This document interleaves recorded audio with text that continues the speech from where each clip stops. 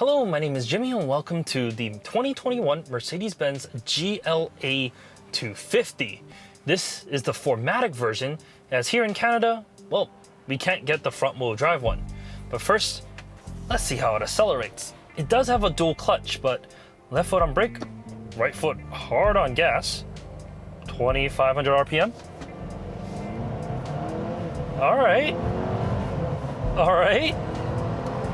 That's pretty quick. That's not bad. And it sounds pretty good. I hear the turbo whistle as well as the blow-off valve. It's not a bad sound for a little SUV. 0 to 60 comes in at 6.6 seconds, and there are others that tested that it can be faster than that. The power comes from a 2-liter turbocharged 4-cylinder. It makes 221 horsepower and 258 pound-feet of torque. And as said, it is a dual-clutch automatic, 8 speeds going to all 4 wheels thanks to a 4Matic all-wheel drive system. So, what is the GLA? It's the baby SUV of the Mercedes world. Mercedes, well, they're clever. They got you fully covered. If you're looking for a luxury vehicle, they got literally everything that you want. From the smallest of SUVs to the most off-road wagon that you can get, the G-Wagon, of course. And you got everything in between. GLA, B, C, E, no F yet, but it goes all the way and skips to S. It's kind of weird, actually. But as said, the GLA is the baby of the range, and you can definitely tell that from its exterior styling. It looks quite good, actually. My wife puts it best. Cute. Okay, I guess that's not best, but that's how my wife sees it. She says it's a very cutesy little SUV, and she actually quite likes it. We used to have a CX-3, and it kind of reminds her of that, just a subcompact SUV, although the CX-3 has nothing compared to this GLA. And of course, well, price point-wise, it's a lot higher as well. Anyways, let's go back to its looks. The front end is very distinctive Mercedes. I love the multi-beam LED headlights they have up front, and the taillights on the back, those look great as well. And depending if you have like the turn signals on or the reverse on, it's, well, independent little clusters. It actually looks really, really good. On the side, I have 18-inch wheels. These are the smallest wheels that you can get for the GLA here in North America. You can step up to 20s if you get the AMG package. Personally, the 18s, while yeah, they're a little small, they actually fit the SUV vibe. I don't think they're too small. And they give the GLA a pleasant ride, actually. Overall, the GLA looks really good. I think they did a good job compared to the older model. It's actually not any longer than the old one, but the wheelbase is a little longer, which makes it proportionally a little bit better. I think that it looks more SUV now than it did before. The old one definitely looked like more of a lifted hatchback.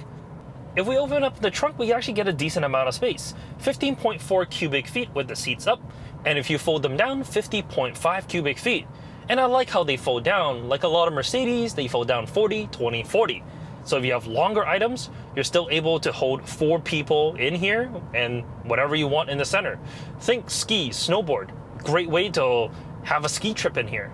And even if you don't need to fold the seats down, the cargo area, what you can do is you can slide the load floor lower so you can have a little bit more cargo space as well. Underneath the false floor, there's a little bit of space where you can put in knickknacks and whatnot. And there's also a first aid kit in here, which is nice. As said, the rear seats do fold 40, 20, 40. However, to fold them down, you do have to go around to the side and fold them down from the rear seats themselves. Unfortunately, there's no latch in the back. But the rear seats themselves are plenty comfortable. There's enough headroom, leg room. It's a vast place to be in. I can put my foot right underneath the front seats and I'd be very, very comfortable back here. The seats themselves move fore and aft, as well as there's a little bit of recline that you can do, just to make the space a little bit more usable, so you can sacrifice legroom for more luggage space, depending on, well, your needs. Moving to the front seats, well, these are also really nice.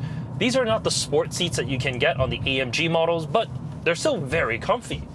The bolstering is good enough for the vehicle of its class. I have an extendable thigh cushion, as well as a 4-way lumbar support, which is nice. What I like most is just how you control them. You can use this little switch right here on the door. So it's easy for you to access. You don't have to fumble around with switches just right on the side. And it's not only powered seats for the driver's side. You get that on the passenger side as well. And up to 3 memory position for both driver and passenger. That's awesome. The seats themselves are heated. You can get them cooled, which is an optional extra. And the steering wheel is also heated. As for what's right in front of me, it's really nice in here. The steering wheel, there's two sides to it, where the one side controls the instrument cluster, and then the other side controls the infotainment. So you're really able to control everything just with your thumbs. However, that's not the only method of controlling it. You can use the touchscreen, you can use the trackpad that's down here, as well as you can say, "Hey Mercedes." How can I help? You may not be able to hear that, but it said, "How can I help?" It's a pretty good system, actually. It works well, and you can ask it, well, what do you think of BMW? And it'll tell you something smart. The infotainment system is actually a really good system to use. There's Apple CarPlay, Android Auto. Unfortunately, it doesn't spread to the entire screen. It's only in the center, which is kind of a bummer. With this 10.25-inch screen, I just, well, want to use the entire real estate. But what's nice is this is an amazing system. The MBUX is vastly configurable. And it's not just the infotainment, it's also the cluster. There's so much different settings that you can have in the cluster. I would urge you to configure those before you start driving because, well, they get a little complicated with everything that you can do. You can have the map, you can have trip. There's just so much with configuration in this car.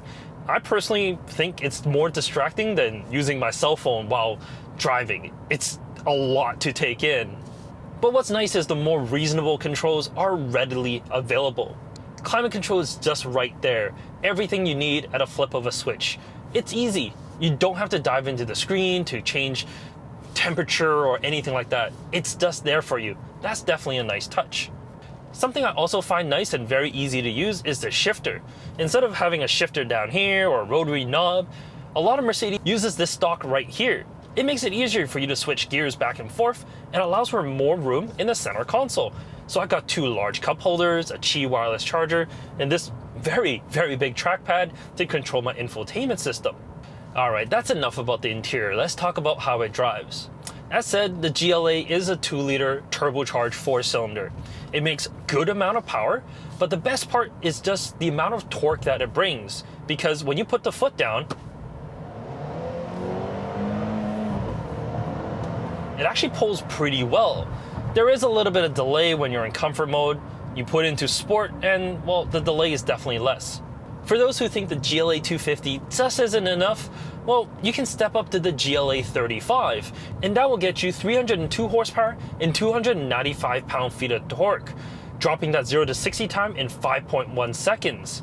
You want a little bit more? Sure. There's a GLA 45, and that gets you 384 horsepower and 354 pound-feet of torque, dropping that 0 to 60 time even further at 4.1 seconds. Now, a baby Benz accelerating from 0 to 60 in 4.1 seconds, well, that's astonishingly fast. That's more than quick enough for really anyone. But honestly speaking, the 250 here, for everyday driving, for what you need to just go to the shops, carry your friends around, the 250 is absolutely plenty. And what's nice, the handling aspect, it's good. It's Mercedes after all. It's spot on with the steering. The brakes have a good pedal feel. It's firm. Like, overall, it's an amazing vehicle to drive. Sure, at the end, it's still a front-wheel drive based SUV, so if you push it hard enough, it's going to understeer. But the 4Matic does a decent enough job to kind of push things back to the rear where it needs to. It's not perfect, but it's not bad. Any case, let me pull over here and let's just conclude this video. Overall, well, the GLA is a really good SUV. It's everything that you need in one. It may be a little small for some, but that's why Mercedes make the GLB. And I actually have a video of that up here. GLB is actually the same chassis, the same engine, although it's styled more like the GLS, so it's a little bit bigger, rather than the GLA, which kind of resembles the GLC. So depending if you want a smaller SUV or something that's slightly bigger with more cargo area, you can pick your choice. The starting price of the GLA 250 here in Canada is 42,000 Canadian. In the US, it's 36,000 US, but you add $2,000 more for the 4Matic. As tested here is 49,000 Canadian or about 46,000 US with the similar options equipped. Obviously, some things are going to be a little different, so I try my best to make it comparable. But overall, the GLA, it's honestly a really good little SUV. It surprised me with just how agile it feels and how good it looks. It's not only in the daytime, at night, it's amazing. The lights, they slowly turn on. It doesn't just blind you outside or in. And the inside, there's plenty of ambient lighting to really just spruce up the interior cabin. And it really doesn't need it because this interior is beautiful. Soft touch materials everywhere, and it's just a really nice place to be. My suggestion, if you're going to be looking for a GLA, definitely opt for that premium package. You get these 10.25-inch screens and a whole lot more, which makes the GLA a lot better because the standard 7-inch units, they just don't look great. In any case, thank you so much for watching this video. Like the video if you do, subscribe if you want to see more. Let me know what your thoughts are on the GLA in the comment section down below. And we'll catch you next time. Take care.